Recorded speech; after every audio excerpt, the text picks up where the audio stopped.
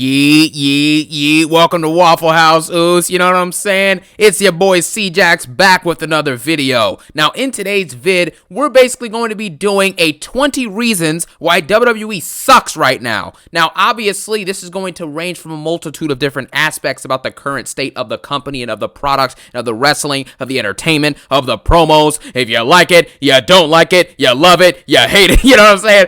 And believe it or not, this video is done out of love, of course, okay? I wouldn't be making wrestling videos if I didn't like wrestling. I obviously like wrestling. I like WWE. I don't like the current state of WWE because it's not good. It's garbage. However, this is done out of love. I'm just listing things that I think currently suck with the current state of WWE. They can always change these things and maybe improve down the line and fix a lot of these issues. But until then, enjoy your 20 reasons. Reason number 1. I can't stop thinking about Punk. You know what I'm saying? I had to honorary put that in every video from here on out, so enjoy yourselves. Now, actually, reason number 1, Cody Rhodes is one of the worst, if not the worst, WWE champion of all time. Now, obviously, right, every single person, we're going to talk about this in a second, everyone says the roster is amazing and all this other nonsense, but they speak out of both sides of their mouth, and I'll explain why in a second. But Cody's championship reign has been atrocious. As the WWE champion, the quote-unquote North Star of the wrestling industry, I respect you, Kevin Owens,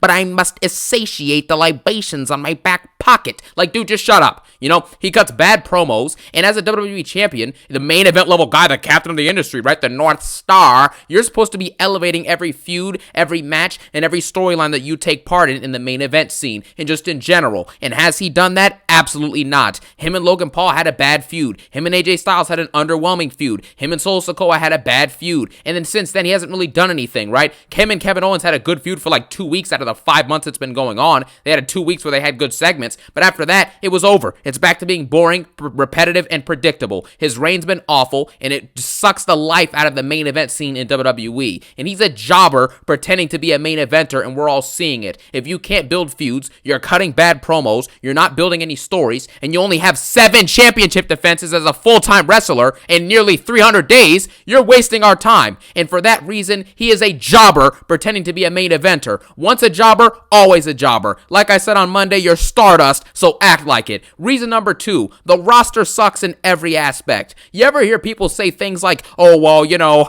Cody Rhodes just doesn't have any viable opponents to face. That's why his reign's not good. That's why his reign's not interesting. Like I said before, if you're the WWE champion, 90% of it is on you to make that feud good. There's a reason why they put the belt on you for this long. They're expecting a lot out of you. And then number 2, they're speaking out of both sides of their mouth. How in the world is the roster the best it's ever been? The roster's super stacked, but somehow Cody Rhodes has found no good feuds over the last year he's been champion. You know, when Io Sky was WWE Women's Champion, she had no feuds and was barely even on TV. When Bayley was champion, it was the same thing. When Rhea Ripley was world champion, it was the same thing. If the roster's so stacked in the men and women's divisions, why in the world can nobody have any good feuds in the main event title scene? Same thing with Gunther. What great hallmark feud has he had in the last 6 months since he's been champion? None. So stop giving me this excuse that the roster's stacked when you're speaking out of both sides of your mouth. You know what I'm saying? The roster's garbage. You have no elite promo workers except for maybe 4 or 5 people max. You have no elite in-ring talent on like the mid-card or upper mid-card or main event level besides a couple people max. Again, it's not going to work out in the long run, right? The roster's not good. It's not remotely as good as it was even 15 to 20 years ago, so don't even give me this garbage. If the roster was so good, the company would be in a much better position. Reason number 3,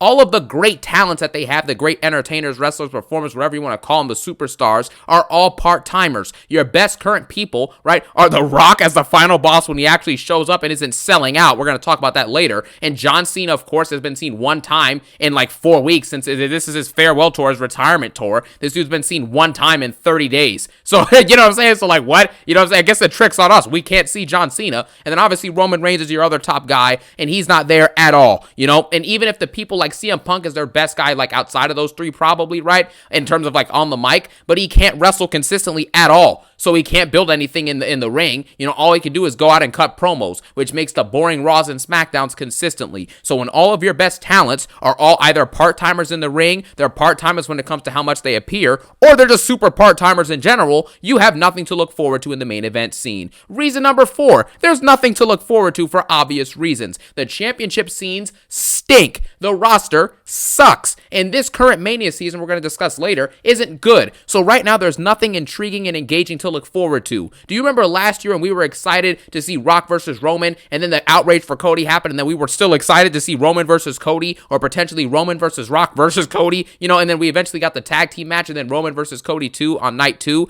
It was very good. We had something to look forward to, really be hyped for, right? WrestleMania last year, WrestleMania 40, honestly rivaled the hype that I had for like Avengers Endgame. You know what I'm saying? Like, it was extremely exciting. I was super looking forward to it. Now we have nothing to look forward to other than Libation Doctor versus CM Punk. You know what I'm saying? Or Gunther versus Logan Paul. This is boring and it's trash. Now, reason number 5. All of the championship reigns have been atrocious, and they still are currently. Now, obviously, Cody Rhodes' championship reign sucks. Gunther's reign sucks. Rhea Ripley's reign just started, but I doubt it's going to be anything above average. Then you have, what else? Tiffany Stratton's reign probably isn't going to be above average. The tag team division is dead in both divisions. You know what I'm saying? Like, the tag team championships mean nothing. They haven't been good reigns by anybody literally at all over the last year. So there you have that. Everything is bad. The NXT championship scene, even that's boring, to an extent. So, everywhere from top to bottom, the championship reigns just aren't good. Reason number 6, nobody wrestles. If you do not wrestle, you cannot expect to have entertaining content week to week. If no one's wrestling, you have nothing to show me every week, right? And if they do wrestle, it's the same people wrestling. DIY versus Motor City Machine Guns. DIY versus Pretty Deadly. Pretty Deadly versus Garza. Garza versus DIY. Pretty Deadly versus Motor City Machine Guns. Then on Raw, Nia Jax versus Bayley. Then on SmackDown, Nia Jax versus Bayley. Naomi and Bianca versus Nia Jax and Candice LeRae. Candice LeRae versus Bayley. Candice LeRae versus Nia Jax. Nia Jax and Tiffany, fighting each other. Bayley versus Tiffany Stratton. It's the same combination of matches, and in all these combinations, your champions Cody Rhodes and Gunther are nowhere to be found. So there you have that. Nobody wrestles, and when they do, it's the same people in boring storylines and boring matches that, quite frankly, are not memorable whatsoever. There's a reason why the women's mid-card on SmackDown is atrocious, right? They have Chelsea Green fighting Michin on repeat, It's like you're stuck in the time stone loop from Doctor Strange. It's over. Then you get on to reason number 7. Raw on Netflix is already failing. Shout out to The Hater. He put out a phenomenal video, I think it was yesterday or the day before that, just basically explaining how Raw on Netflix has been a failure so far. I wasn't even aware of the fact, right? He brought this up in the vid, that Raw last week, right, had like 3.8 million viewers globally. Netflix is a global platform, right? In the US, they were able to draw 2.6 million views average on Fox, like in 2023 and 2022. So how in the world do you get from that strictly just 2.6 million in the US? Then you expand globally, and all you can get is 3.8 million?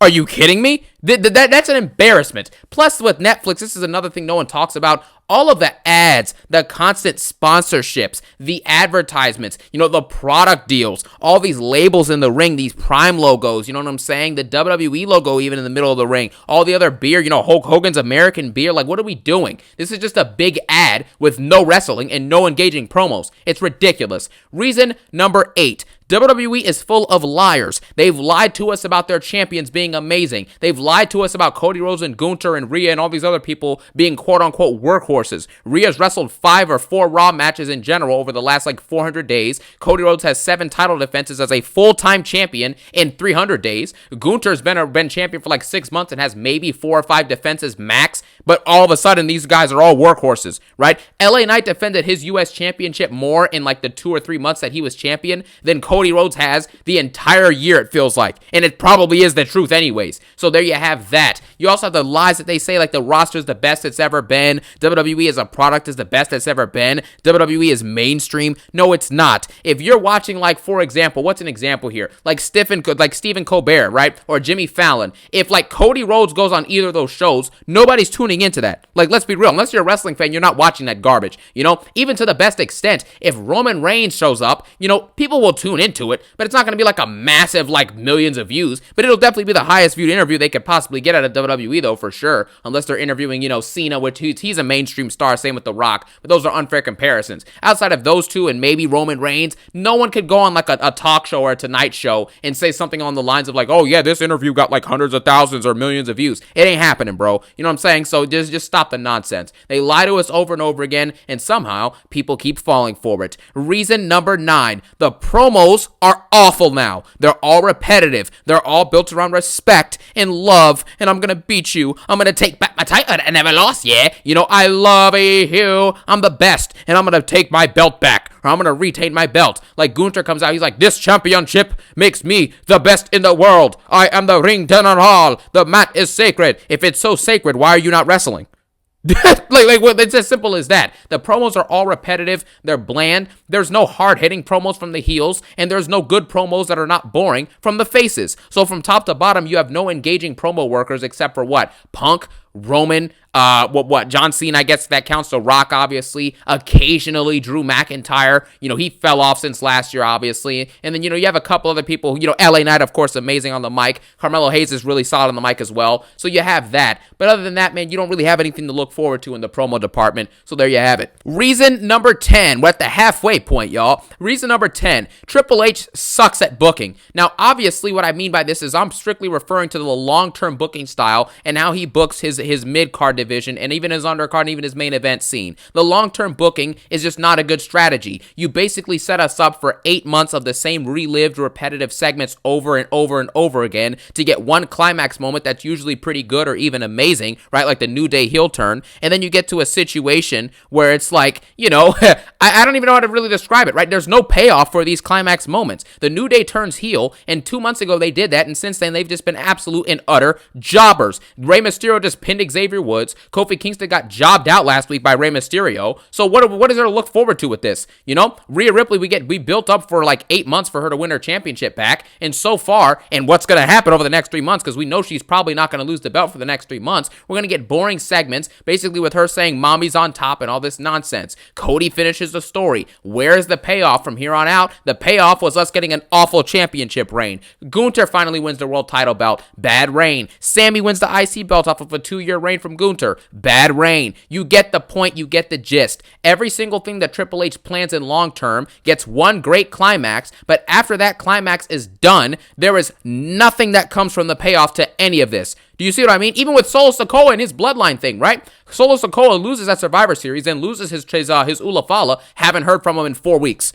Do you see what I'm saying? Like, nothing happens in the immediate after these climaxes. So that booking format makes for repetitive and monotonous episodes of Raw and SmackDown consistently, which is why most fans are upset with the current, well, I could say a good amount of fans are upset with the current state of Raw and SmackDown being inconsistent in terms of quality. Well, I think it's consistent. It's consistently bad. So there you have it. Triple H's booking is not good. And then you have Raw and SmackDown, like I just mentioned, are usually garbage. That's self-explanatory. I've been reviewing Raw and SmackDown, every night that they drop, pretty much for the last 5-6 months, however long it's been at this point, and I have maybe said there was a great Raw or SmackDown at most maybe 10 times to 12 times out of probably 50 plus episodes. So there's just it's not a good hit rate, man. You have 25% of the time the episode is either a 7 out of 10 or above. Outside of that, you're getting mid or absolute and utter garbage, and it's unacceptable. I'm glad people are speaking out about the state of SmackDown. SmackDown sucks. Moving it to 3 hours was just a terrible idea, but they did it, and now they're reaping the dividends. You know what I'm saying? They're reaping the garbage that they sowed themselves. Reason number 12.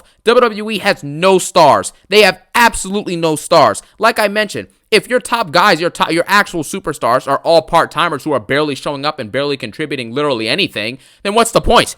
You know what I'm saying? Well, what's the point? You basically have no stars, right? You get your stars to show up once a month or once every 5 or 6 weeks. That's not enough. The people who are there full-time in their absence, like a Cody Rhodes or, these Sami Zayn, Drew McIntyre, Seth Rollins, all these people, they need to pick up the slack and they need to do a better job of it. But again, if your roster is not balanced and your roster is not great, you can't pick up the slack for when Roman doesn't show up or when Cena doesn't show up or when the final boss isn't in Mania season. That's why this current Mania season is an absolute disaster. Even Randy Orton not being on SmackDown, you can clearly tell that's made a difference as well in terms of the quality. So at the end of the day, when you have no superstars, at least none that are there consistently, your product gets worse over time. Only if your roster sucks and they're not contributing, right? It's different if it's like Roman Reigns takes a break and, like, I don't know, Cody somehow, is cutting amazing promos and he's, doing all this stuff. He's super over. Rollins was having a good championship reign. You know what I'm saying? LA Knight was budding as a superstar. Cena was there in the back half of 2023. If your top guy isn't gonna be there, but you have stuff to fill in and at least,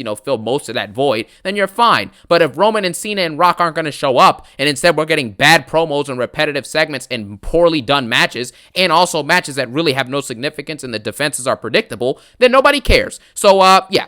There you go. Reason number 13 is the repetitive characters. I am tired of every character playing the same role, especially in the men's division, right? You have a situation where, like, Carmelo Hayes will come out there, and I like Carmelo Hayes. Carmelo Hayes is pretty awesome, but the problem is he comes out there every week and talks trash just to lose. When is the last time Carmelo Hayes has actually beat a decent mid-carder or above that? When is the last time he's pinned one? I don't even know when the answer to that even question is. You know what I'm saying? So there you have it. Then you also have the fact that you have to realize that all of these different characters on Raw specifically, like Kevin Owens, Seth Rollins, Drew McIntyre, all three of them, for example, play the same role. They complain and complain and complain for 2 or 3 months, usually about Cody Rhodes or the Bloodline or CM Punk. I can't stop thinking about Punk. Even when Drew McIntyre is talking to Paul Heyman out there about Roman Reigns, he still brings up CM Punk. So it's just boring.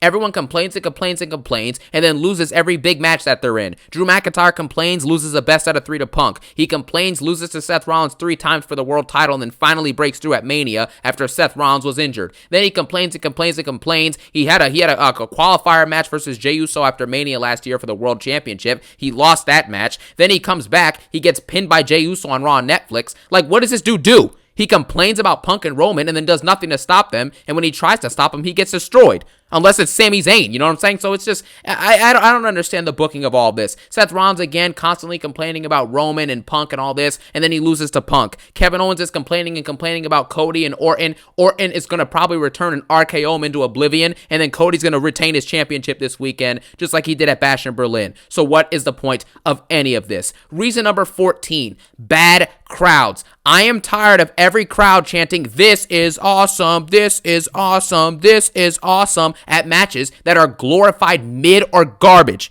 It's ridiculous. Stop calling everything "this is awesome." Stop overhyping every single one of these entrances with these jobbers. You know what I'm saying? A lot of these jobbers don't even get a reaction, but you get the point. They overreact to every little thing. The what chants are egregious, but to be fair, most of these people aren't cutting good promos anyway, so what else are you supposed to say? But the key is really just the "this is awesome" stuff and clapping and cheering for things that don't deserve to be cheered for. I don't want to hear "this is awesome" after watching BFAB versus Chelsea Green.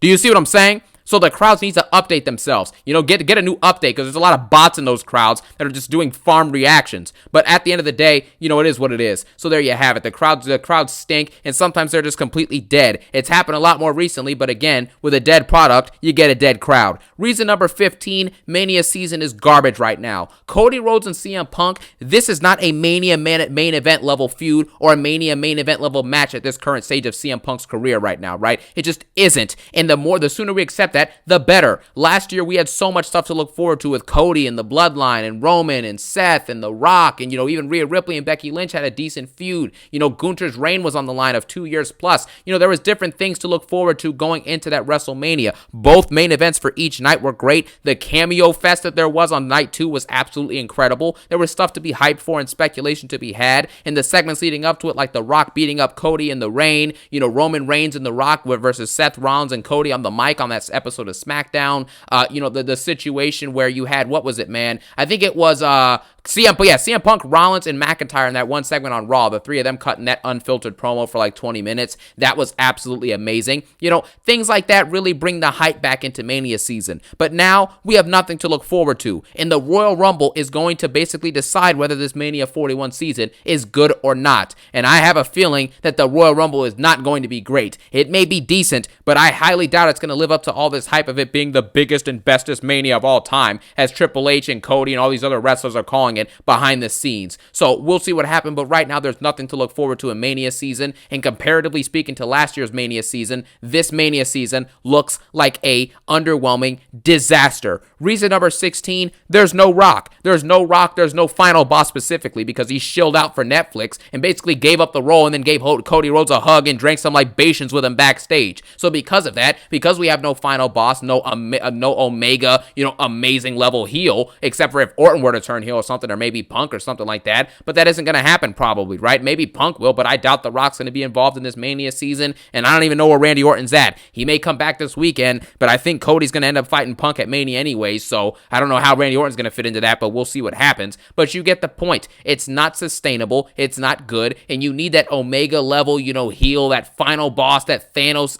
level threat to really carry your WrestleMania season. In Mania 39 season, you had Roman in his third year of his championship reign. Things were flying high. Him and Cody had a really solid feud leading into Mania 39, and the match was great. Last year, you had Roman Reigns again in year 4 of his Thanos championship reign, 1,300 days, and you had the final boss Rock, which was a phenomenal arc, and you had stuff to build up to with an over babyface like Cody, who people actually wanted to win the championship. I didn't necessarily want him to, but again, people wanted it to happen. Now you look at this year, there's no Rock involved, there's no Omega level heel in either division really that you're looking forward to seeing, get toppled down, and now it's just boring. So without The Rock, they have no life injected into this Mania season as currently constructed. Reason number 17, the women's division is garbage. I've made multiple videos about this, but the fact is that none of them really cut good promos literally at all, except for a very select few, like maybe 2 or 3 people like Zelina Vega, Becky Lynch, and maybe 1 or 2 others at best. Then you also have the fact that the champions are boring, the characters are boring, and they all wrestle the same matches. The women's mid-card is just Chelsea Green versus Michin on repeat every week. The women's tag matches are just Bianca Belair and Naomi versus Candice LeRae and Nia Jax every week on repeat. And then on Raw, they don't even do women's tag team matches literally at all, unless it's Io Sky and Dakota Kai versus Pure Fusion Collective like once every 5 weeks. So there's nothing to speak of in the women's division right now. It's boring, it's bland, they need new heels, they may need some new faces, and they honestly need to do better wrestling matches and build better programming and cut promos to build these matches and build these feuds. Because right now, the women's division is on life support. I don't even know if Charlotte Flair, Alexa Bliss, the Bella Twins potentially showing up, AJ Lee even, like that would add something to it. But again, I still have to see how the stories play out and how the mic work plays out, because without that, you're not going to have anything cooking.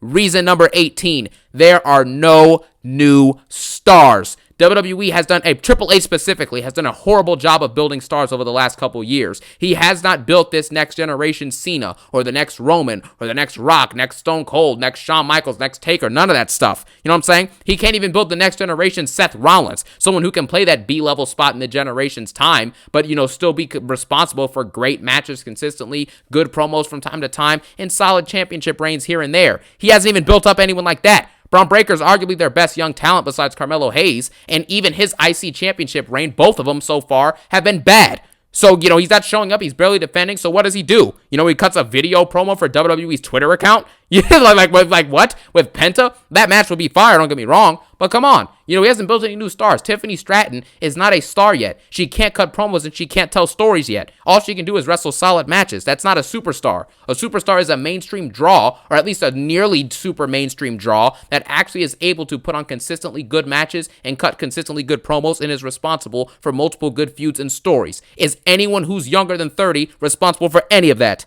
Exactly. There's your question. There's the answer to your question. Reason number 19. It's not better than the past. I've discussed this billions of times, but I can't sit here and actually give this era, this generation, this new era of wrestling any superior credit or any great, great props really for that much, because the simple fact is, it's not better than stuff we were getting like 15 years ago. Heck, it ain't even better than stuff we were getting like in the mid-2010s stuff and backwards, pretty much, right? The 2000s, the 90s, obviously with the Attitude Era, everything like that, the early 2010s, the late 2000s, much better era of WWE as far as I'm concerned than this current era. And it's as simple as that. And then reason number 20, there's too many ads and too many commercials. I'm tired of getting a commercial break every 5 minutes and then coming back and the segment's already over, because if you have Netflix no ads, you get to see the video segment in the meantime, and if not, you have to watch a bad set of commercials for 5 minutes straight, and then you finally get to see the action again. It's not sustainable, it's not fun. I don't like ads, I don't like commercials, and I don't like a show that's supposed to be about wrestling and storytelling and entertainment,